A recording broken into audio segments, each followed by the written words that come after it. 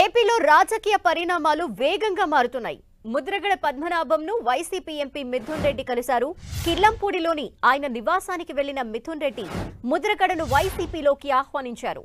CM Jagan ఆదేశాలతోనే కలిశామన్నారు.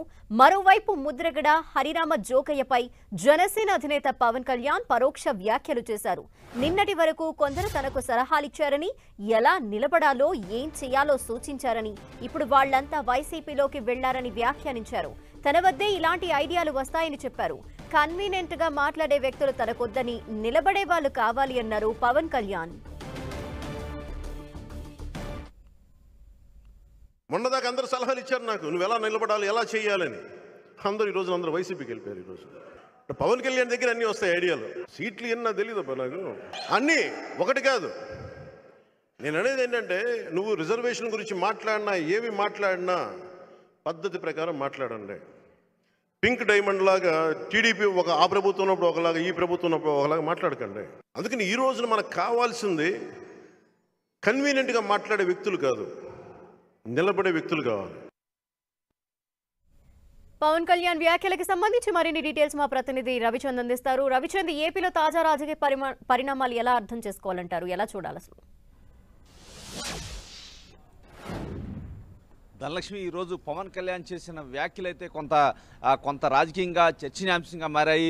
ఎందుకంటే ఇప్పుడు వరకు కూడా పవన్ కళ్యాణ్కి మొన్నటి వరకు కూడా చేదోడు వాదోడుగా ఉండి సహకారం అందించినట్టు ఉన్న పెద్ద మనిషి లాంటి చేగొండి హరిరామ జోగయ్య కుమారుడు కూడా, మొన్న సూర్యప్రకాష్ కూడా ఏదైతే జనసేనని వీడి వైసీపీలో చేరారో, అదేవిధంగా గతంలో కూడా ఏదైతే ముద్రగడ పద్మనాభం కాపు ఉద్యమ నేత ముద్రగడ పద్మనాభం కూడా కొంత గ్యాప్ అయితే పవన్ కళ్యాణ్తో ఉంది.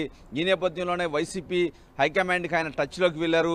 చాలా కాలంగా ఆయన జనసేనలో చేరాలని ప్రయత్నించినప్పటికీ ఇటువైపు నుంచి సహకారం లేదు అని కూడా ఆయన వ్యాఖ్యలు చేశారు. ఈ నేపథ్యంలో ఆయన వైసీపీకి టచ్లోకి వెళ్ళారు. ఈ నేపథ్యంలో పవన్ కళ్యాణ్ని టార్గెట్ చేసుకుంటూ గతంలో కొంతకాలంగా వారు లేఖలు కూడా రాస్తున్నారు. అన్ని అంశాలు కూడా తాడేపల్లిగూడెం సభలోనే ఆయన వారిని తిప్పికొట్టడం జరిగింది. ఆ విమర్శలకు తిప్పికొట్టారు. ఆ తర్వాత వీరి మధ్య గ్యాప్ అయితే పెరిగిపోయింది. వీరంతా కూడా వైసీపీలోకి వెళ్ళిన దగ్గరగా ఉంటున్న పరిస్థితి కనిపిస్తుంది. ఈ నేపథ్యంలోనే ఈరోజు పవన్ కళ్యాణ్ కొంత ముందడుగు వేసి కొన్ని వ్యాఖ్యలు అయితే చేశారు, కీలక వ్యాఖ్యలు చేశారు.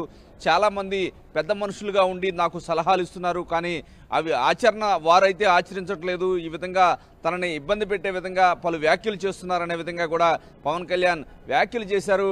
ముఖ్యంగా ఆయన ఏదైతే ప్రధానమంత్రితోనే తనకు సన్నిహిత సంబంధాలు ఉన్నాయి, అయినా కూడా ఎక్కడా రాజీ పడకుండా వైజాగ్ ఉక్కు విషయంలో తన వ్యాఖ్యలు చేశానని, తాను పోరాటం చేశానని కూడా చెప్పుకొచ్చారు. అదేవిధంగా కొన్ని అంశాలు గతంలో తెలుగుదేశం ప్రభుత్వంలో ఉన్నప్పుడు రమణ దీక్షితులు ఏదైతే పింక్ డైమండ్ వ్యవహారాన్ని లేవనెత్తు విమర్శలు చేసేవారు, కానీ వైసీపీ ప్రభుత్వంలోకి వచ్చాక ఆయన ఎందుకు మాట్లాడలేదు, గతంలో కొంతమంది పెద్ద మనుషులు ఇటువంటి వ్యవహారాలు చేస్తూ ఉన్నారనే విధంగా కూడా ఆయన వ్యాఖ్యలు చేశారు. ఏదైతే కాపులకు సంబంధించిన రిజర్వేషన్ వ్యవహారాన్ని కూడా ఆయన ప్రస్తావించారు. రిజర్వేషన్ కావాలన్నప్పుడు అడిగే పద్ధతుల ప్రకారం ఏదైనా సరే సమస్య ఉన్నప్పుడు ఒక పద్ధతి ప్రకారం పోవాల్సి ఉంటుంది. కొంతమంది తనని తప్పుపట్టే విధంగా వ్యవహారాలు చేస్తున్నారు. సీట్ల గురించి కూడా కొన్ని కామెంట్స్ చేస్తున్నారు. నాకు తెలియదా ఎన్ని సీట్లు తీసుకోవాలి పొత్తులో భాగంగానే వ్యాఖ్యలు కూడా పవన్ కళ్యాణ్ చేశారు. అన్యాపదేశంగా ఏదైతే వీరిద్దరినే టార్గెట్ చేశారని కూడా మనకి అర్థమవుతూ ఉంది. ఏదైతే ముద్రగడ పద్మనాభం కావచ్చు, చేగొండి హరిరామ జోగయ్య, వీరిద్దరు కూడా వైసీపీలోకి వెళ్ళిపోయారు. ఇప్పుడు వరకు తనకు సలహాలు ఇచ్చి తనకు అవి ఇవి చేయాలని తనని చెప్పిన నేతలిద్దరు కూడా వైసీపీలోకి చేరారు. ఇప్పుడు వారి పరిస్థితి ఏంటో అర్థమైంది కదా అనే విధంగా కూడా ఆయన కార్యకర్తలకు చెప్పిన పరిస్థితి అయితే మనం గమనిస్తున్నాం. ఏది ఏమైనా వారిద్దరికి మాత్రం కొంత కౌంటర్ ఇచ్చారని చెప్పుకోవచ్చు. ఏదైనా ఇప్పుడు వరకు కూడా చేగొండి హరిరామ జోగయ్య సీట్ల విషయంలో టీడీపీ జనసేన పొత్తుల విషయంలో కూడా తన అసంతృప్తిని వ్యక్తం చేశారు. కాపులకు 24 సీట్లతో ఏ విధంగా సంతృప్తి పడతారంటూ పవన్ కళ్యాణ్ని టార్గెట్ చేశారు. అదేవిధంగా ముద్రగడ పద్మనాభం కూడా పవన్ కళ్యాణ్ని టార్గెట్ చేస్తూ కొన్ని లేఖలు రాశారు.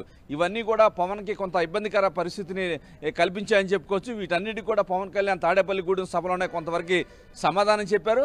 కానీ ఇప్పుడు మాత్రం పూర్తిగా ఏదైతే కార్యకర్తలు ఆర్ఎన్ శ్రీనివాస్, చిత్తూరు ఎమ్మెల్యే ఏదైతే పవన్ కళ్యాణ్ సమక్షంలో జనసేనలో చేరారు, ఈ సందర్భంలోనే ఈ వ్యాఖ్యలు అయితే చేశారు. భారీ ఎత్తున కార్యకర్తల సమక్షంలోనే వారిద్దరిని టార్గెట్ చేస్తూ ఈ వ్యాఖ్యలు కొంత రాజకీయంగా చర్చనీయాంశంగా మారాయి. Dhanalakshmi, thank you Ravichand.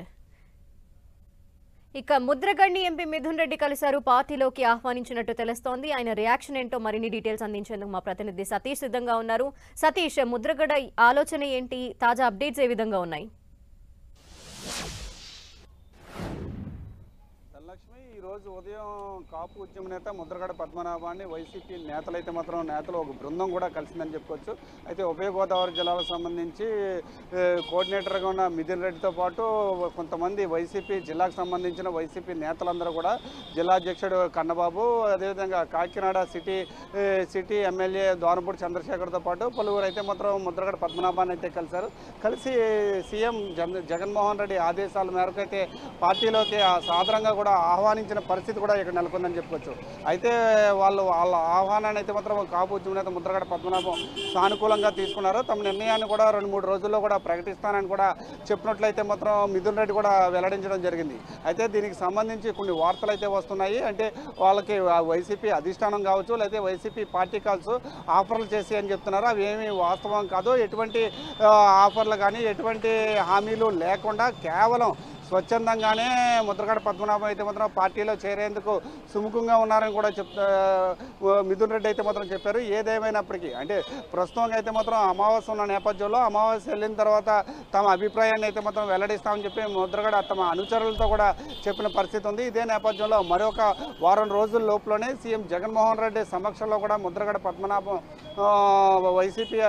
వైసీపీలో చేరుతారని కూడా మనం చెప్పుకోవచ్చు. ధనలక్ష్మి, ప్రస్తుతానికైతే మాత్రం అంటే ముద్రగడ పద్మనాభం వైసీపీలో చేరికపై పలు ఉత్కంఠ అంశాలు అయితే మాత్రం జిల్లాలో చోటు చేసుకున్నాయని కూడా మనం చెప్పుకోవచ్చు. ఎందుకంటే ఇప్పటి వరకు కూడా జిల్లాకు సంబంధించిన అన్ని అసెంబ్లీ స్థానాల్లో కూడా దీనికి సంబంధించి పూర్తి స్థాయిలో కోఆర్డినేటర్లను కూడా వేయడం జరిగింది. దీనికి సంబంధించి వాళ్ళే పోటీ చేసే అవకాశం కూడా ఉంది. అంటే మనం కాకినాడ జిల్లా విషయానికి కనుక వస్తే కనుక జగ్గంపేట, ప్రత్తిపాడు, పిఠాపురం 3 సిట్టింగ్ ఎమ్మెల్యేలను అయితే మాత్రం మార్చినప్పటికీ కూడా వాళ్ళకి సంబంధించి సమన్వయకర్తలను నియమించి వాళ్ళని ఎన్నికలకు సిద్ధమని కూడా వైసీపీ అధిష్టానం అయితే మాత్రం చెప్పింది.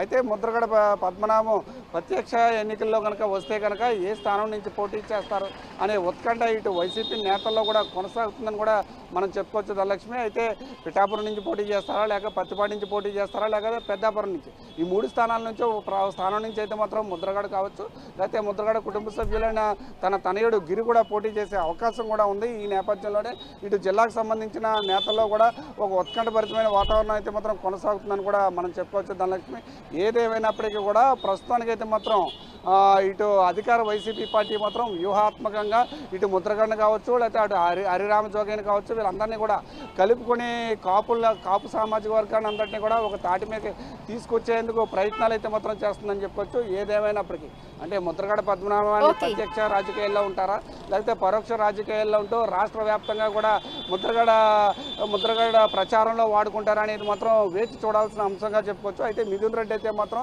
ముద్రగడ పద్మనాభానికి ఒక సముచిత స్థానాన్ని అయితే మాత్రం అధిష్టానం ఇస్తుందని చెప్పి కూడా తెలపడం జరిగింది.